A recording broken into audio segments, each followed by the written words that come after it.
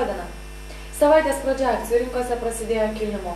Savaitgalį susirinkusių G20 grupės finansų ministrų pažadai veikti kartu prieš recesiją ir FED vadovo Beno Bernanke kalba apie galimą recesijos pabaigą jau šiemet kėlė Europos indeksus aukštyn.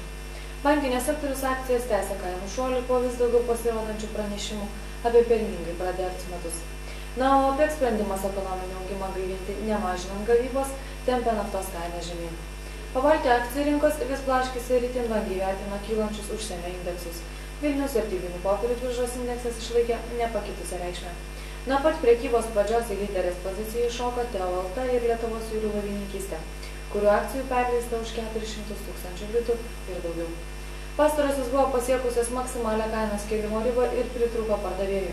Akivaizdu, kad esantis gandai dėl galimo privatizavimo kelia spekuliantų susidomėjimą šiomis akcijomis.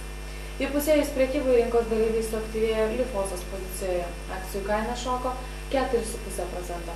Iš viso akcijų perleista už 1 700 000 litų. Kaimyninės Latvijos vertybinių popierių biržos indeksas sumenko beveik 1,5%. Šiandien itin nustebino apyvarta Grindės akcijomis, kurių perleista beveik už 12 000 latų ir tai sudarė 72% visos apyvartos. Galiausiai Talino vertybinių popierių biržos indeksas fiksavo 34% kritimą. Kiek išaugo bendrovės Merkoitis apyvarta, kurios akcijų kaina šoko iki 14%, nors esminių įvykių kompanija ir neskelbė. Antroje vietoje pagal aktyvumą liko Esti Telekom, fiksavusi beveik 3,5% kainos smulkėjimą. Iš viso šiandien akcijų perleista už 250 000 eurų, tad rinkos dalyviai lieka vis ar vangus ir labiau užima stebėtojų pozicijas. Šiandien naujienų tiek, viso geriausio.